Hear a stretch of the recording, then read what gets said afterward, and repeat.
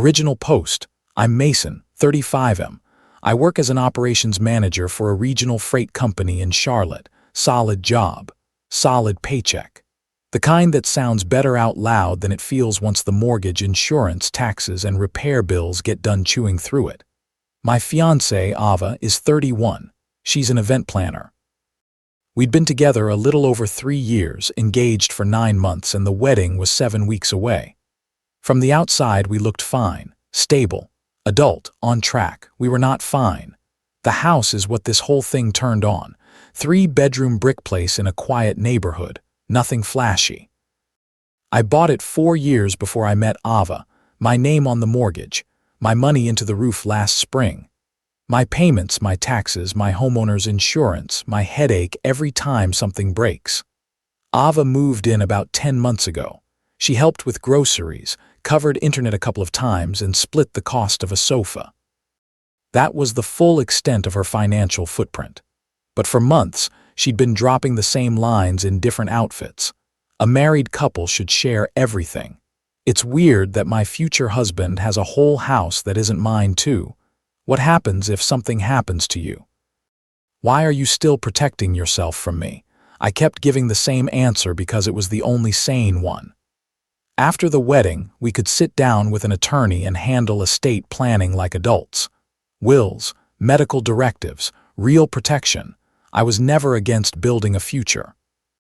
I was against being pushed into signing away half my house because someone wanted a symbolic gesture with legal consequences. 3 nights before I'm writing this, subtle pressure turned into a direct demand. We were sitting at the kitchen table with the wedding spreadsheet open. Deposits, seating chart. Final balances. Her cousin was apparently fighting for a +1 she'd known for less than a week. Normal pre-wedding nonsense. Then Ava closed the laptop and said she needed my answer that night. Either I add her to the deed that week or there's no wedding. That was it. Calm voice. No tears at first, almost rehearsed. Then she started building the case around it, said she was tired of feeling temporary, said any man truly ready for marriage would do this without hesitation. Said if I needed legal boundaries from my future wife, maybe I shouldn't be getting married at all. I listened, let her finish. Then I said, okay, no wedding. She laughed, actually laughed, like I'd messed up the script. Like I was supposed to panic and negotiate. Then she realized I wasn't moving. No raised voice, no argument, no attempt to save the moment, just done. She told me to stop being dramatic. I said I wasn't. Then came the tears. Then the anger. Then the accusation that I was humiliating her and clearly must have wanted out already if one conversation ended an engagement. I took off my ring, set it on the table, and told her the wedding was over. She could stay with her sister that night and we'd arrange a time for her to get her things. She grabbed her purse, called me a paranoid control freak, and left. I stayed up past midnight making calls and notes.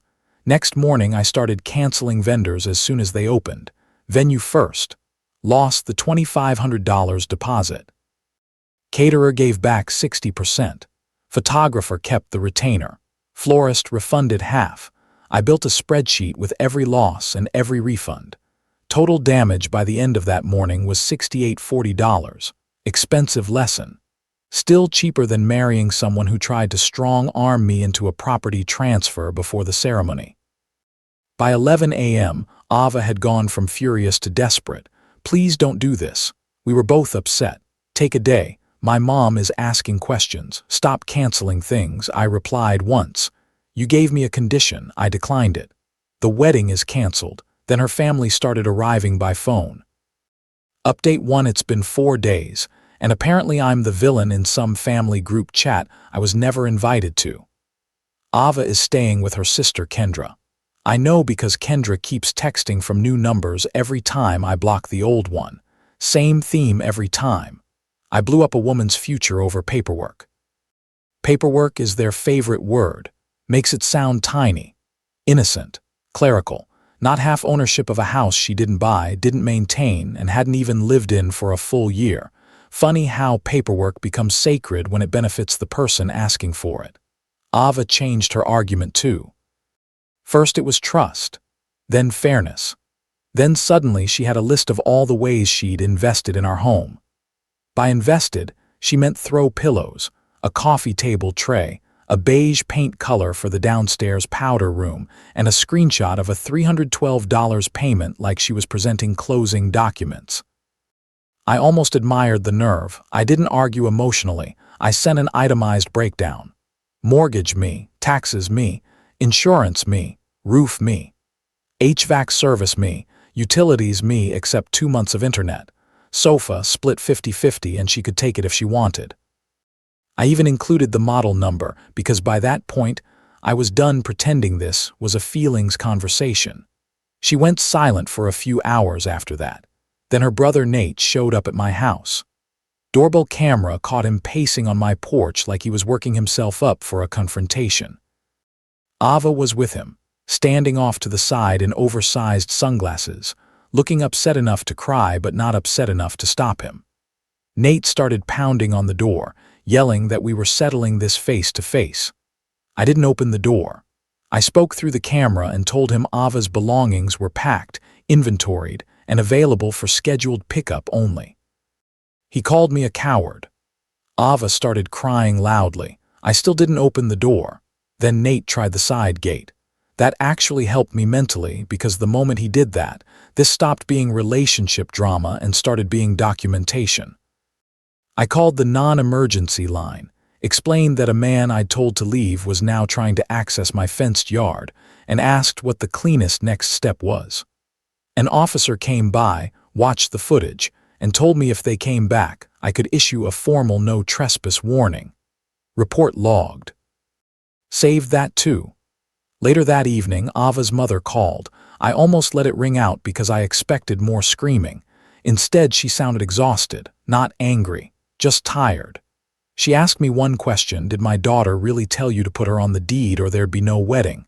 I said yes. She asked if I had it in writing.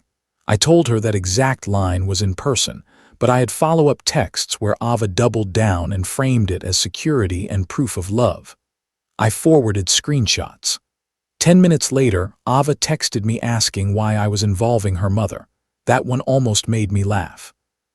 She'd already deployed her sister, brother, and apparently half her contact list, but I was the one escalating. I ignored it and kept packing. Jewelry in one bin, shoes in another, cosmetics, electronics, handbags, chargers, all separated. I took photos of everything and made a signable inventory list. I wasn't doing it to be nice anymore. I was doing it because I could feel the next accusation getting ready to arrive. I was right. Update 2.5 weeks later, this got both uglier and dumber. Ava emailed me claiming a family heirloom bracelet was missing, along with a gold chain and a pair of diamond stud earrings. She copied Kendra and Nate on the email, which told me exactly who the performance was for. Then she said if the items weren't returned immediately, she'd file a police report and inform my employer that I had stolen from her during a domestic split. That phrase was doing a lot of work. Domestic split, clean, polished, strategic. Problem for her, I had photos of everything. When I packed her stuff, I photographed every jewelry tray, pouch, drawer, organizer, and travel case. I went back through the pictures and found the bracelet and chain in a velvet bag inside her gray travel case. Found the earrings in the vanity organizer she'd left behind because she clearly thought she'd be coming back. I sent the photos with timestamps and attached the inventory sheet again. Nothing for 6 hours. Then she changed tactics. This time she wanted half the wedding losses reimbursed, money for emotional damages, and $18,000 for what she called her contribution to building a home life. $18,000. Apparently beige paint and decorative candles now mature like real estate. That was the moment I stopped responding directly and hired an attorney. Best $1,900 I've spent in a long time. His name is Brenner. Older guy. Calm. Looked like he'd heard every manipulative story possible and gotten bored with all of them sometime in the 90s. I brought him screenshots, doorbell footage, Nate's voicemail, property records, vendor cancellations, and the inventory file. He read everything, asked a few short questions, and said Ava had no claim to the house, very little claim to any shared personal property, and her brother needed to stop contacting me immediately. Music, he drafted a formal letter, all future communication through counsel. Stop contacting my client. Final pickup date for Ava's belongings. Any attempts to contact my employer, enter the property, or make defamatory claims would be treated as harassment. That should have shut it down. It didn't. 3 days after the letter went out, Ava showed up at my office. Not outside, not in the parking lot, at the front reception desk. White blouse. Makeup perfect. Eyes just red enough to look fragile but not messy. She told reception she was my fiancée and we'd had a misunderstanding. Luckily, the receptionist called upstairs before letting her through. I came down and stayed behind the security door, told her she needed to leave. She started crying on cue, said she only wanted 5 minutes, said Nate had gotten carried away, said she made a mistake, said she loved me, said she couldn't believe I was choosing a house over our future. I told her no. I was choosing not to marry someone who used ultimatums like trust tests. Then I asked security to walk her out. That's when the tears vanished and the venom showed up. She called me heartless, said I'd regret this, said no woman would ever feel safe with a man this cold. That one bothered me for maybe 10 minutes, mostly because it was designed to.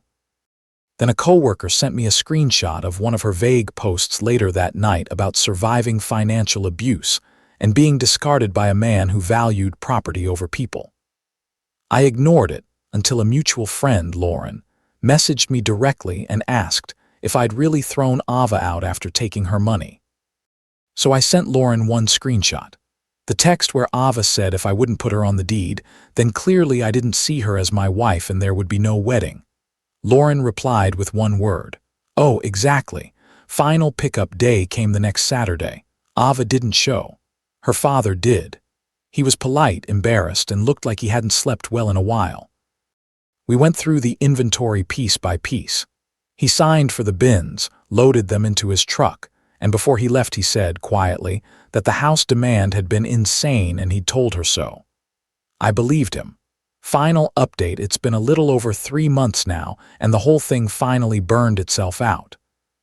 Legally, nothing dramatic happened because once the attorney letter landed and her father collected her things, Ava had nowhere real to go with it.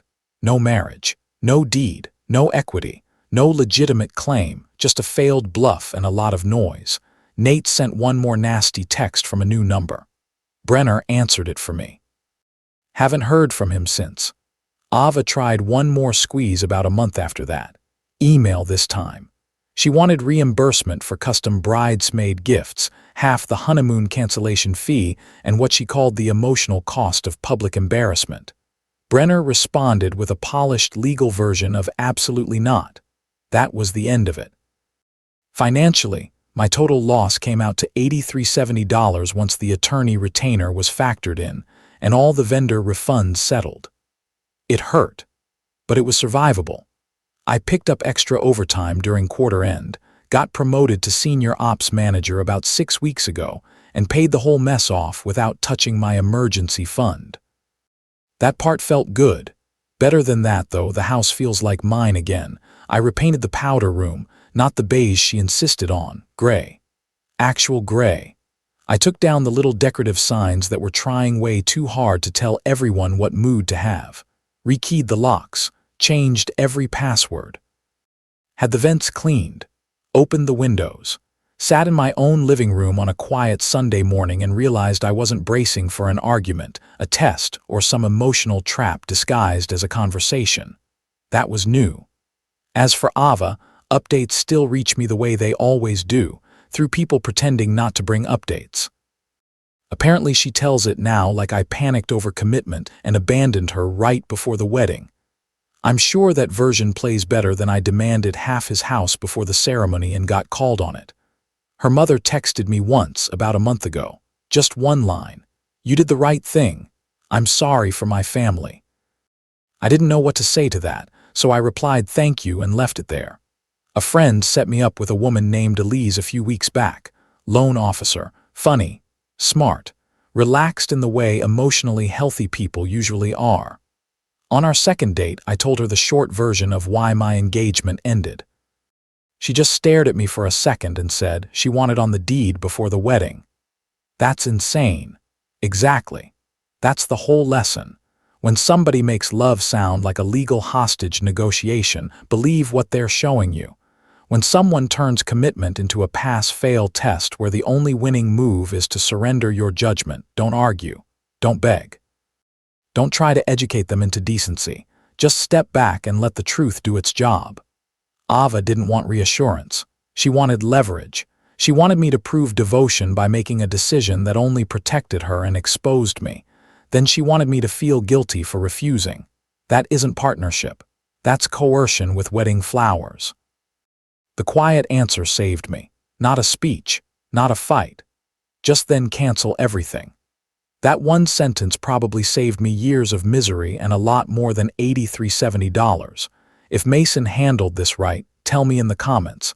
And if you like stories where calm wins and chaos loses, like the video, subscribe and stick around for the next one.